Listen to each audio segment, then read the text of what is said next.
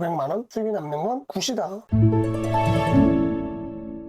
네, 안녕하세요. 라이브 시작하도록 할게요. 오늘 제가 보여드리는 물건은요, 경매 물건이긴 한데 요새 다들 월세 수입 엄청 좋아하시잖아요. 그래서 월세 수입하고 비슷한 맥락의 물건입니다. 상가 물건이고요. 내용을 보시면 꽤 재밌는 내용들을 좀 아실 것 같아요. 한번 보도록 하겠습니다. 사건 번호 22타경 518477 물건이고요. 근린 상가 물건이에요. 위치는 인천시 남동구 논현동 아름다운 타워의 10층에 있는 물건이고요. 평수가 대지가 27평이고요. 전용 평수가 170평입니다. 10층에 한 개 호실 아니고요. 총 3개 호실을 쓰고 있는 겁니다. 감정가는 13억에 감정이 됐고요. 지금은 한번 유찰돼서 지금 2회차 진행 중이고 9억 5천만 원이에요. 170평에 9억 5천입니다. 나쁘지 않은 가격이에요. 문제는 10층이라는 거겠죠. 우리 위치 한번 볼까요? 수인 분당선이 지나가는 인천 논현역 옆에 파리바게트 있는 이 건물이에요. 그러면 거리비 한번 볼까요? 논현역에서부터 나와서부터 볼게요. 이렇게가 논현역이잖아요. 이렇게 해서 논현역에 나와서 이 대로를 따라서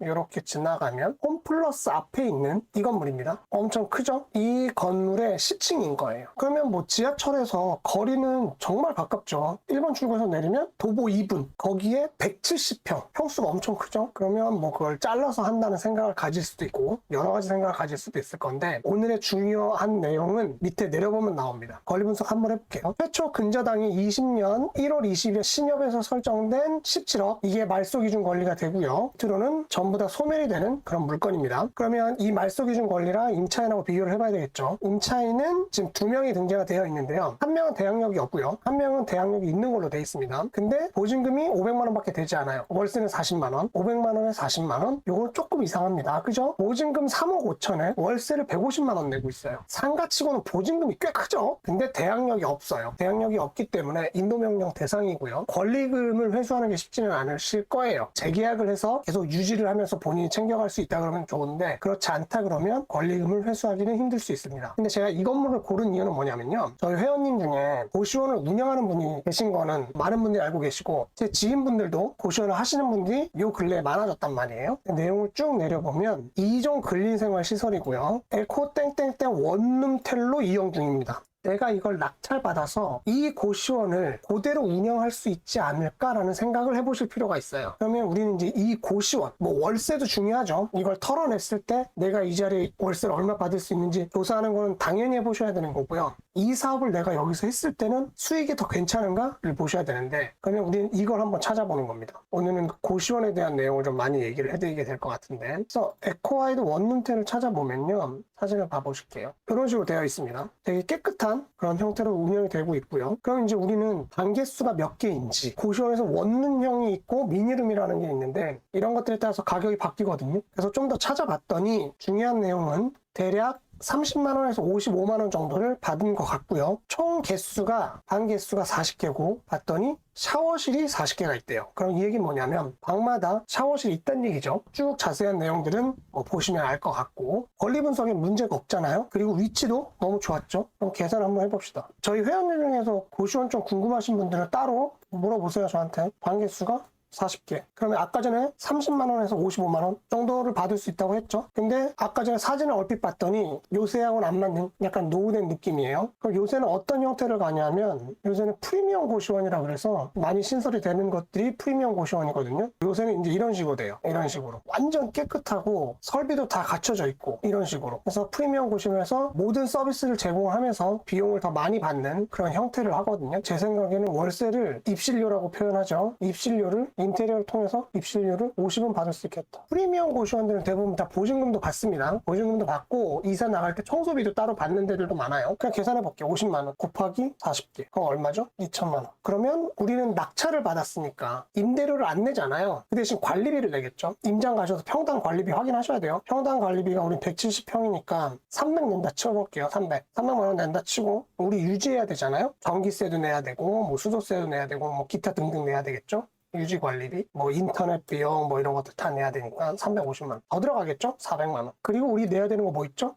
대출이자. 대출은 지금 이게 9억이잖아요. 10억이라고 칠게요. 10억에 우리가 80% 받으면 대출 8억. 8억에 이자. 8억에 곱하기 0.06 나누기 12. 400만 원. 그럼 우리는 투자비 2억. 들어갔죠? 그 다음에 또 뭐 투자해요? 인테리어 비용 들어가죠. 한 2억? 2억 안 들어갈 거예요. 그러면 내 돈 4억 들어가고 나 2천만 원에서 얼마 빼요? 1,100만 원. 정말 딱 그냥 비싸게 다 책정했을 때 800에 300, 1,100만 원 빼면 매달 900만 원. 고시원은 시설업이에요. 고시원 하시는 분들 말을 빌리자면 서비스업입니다. 우리가 그냥 나가구 건물 사서 1년에 한 차례씩 임대 주는 거랑은 달라요. 청소해야죠. 유지 관리 해야죠. 그리고 중요한 건 임차인이 되게 단기간으로 돈단 말이에요. 임차인 맞추기. 그리고 광고, 홍보 이런 거를 다 감안을 하더라도 4억에 900만 원 수익이 남는 건 굿이다. 매력적이다. 부동산에 관심 있으신 분들은 송 사무장님을 대부분 다 아시죠? 송 사무장님이 고시원 운영하는 그 유튜브 영상이 있어요. 그거 한번 봐보세요. 남의 건물에다가 돈을 발라야 되는 내용이고 권리금을 회수하는 내용이다 보니까 좀 꺼려져. 왜냐면 대부분의 건물은 집이 아닌 건물들은 보통 대출이 많이 껴있는 상태란 말이에요. 그리고 상가임대차 보호법이 있긴 한데 그게 대항력이 있는 임차인일 경우에 맥시멈으로 보호를 받는 거지 대항력이 없는 경우는 뭐 거의 임차인은 을입니다. 을. 그럼 여기 임차인분이 할 수 있는 건 뭐냐 하면 입찰하시는 방법밖에 없어요. 왜냐면 이분은 보증금은 챙겨갈 수도 있어요. 배당 순위에 따라서. 그 대신 문제는 뭐냐 권리금이죠. 이게 시설업이잖아요. 본인이 만약에 여기 들어올 때 2억을 발랐다. 그럼 2억 챙겨가야 될 거 아니에요. 근데 낙찰로 소유주가 바뀌면 권리금 회수할 길이 없습니다. 그러면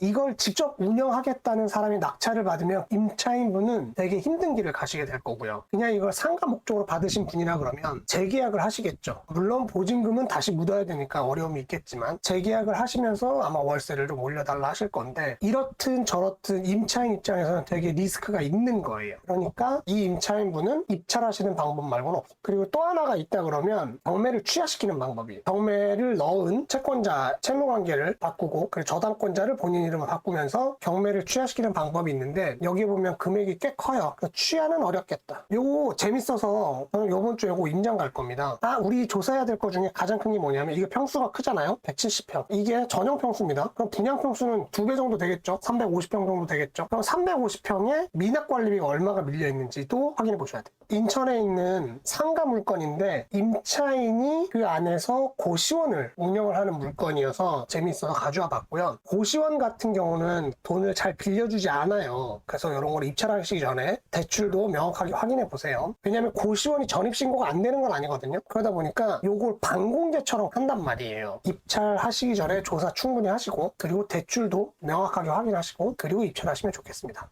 참 매력적인 것 같아요. 근데 이게 조심하셔야 되는 게 요즘에 고시원이 갑자기 막 권리금도 엄청 올라가고 월세도 엄청 올라갔거든요. 그 이유 중에 하나가 전세 사기에 밀려서 나온 친구들이 빌라나 오피스텔을 안 들어가고 고시원으로 들어가는 거예요. 그러니까 그 말은 뭐냐면 전세 사기에 대한 이슈가 잠잠해질 때쯤이면 그 수요가 빠져나가는 지역들도 있을 거다. 잘 조사를 해보시기 바랍니다. 네, 감사합니다. 수고하셨고요. 내일 뵙겠습니다.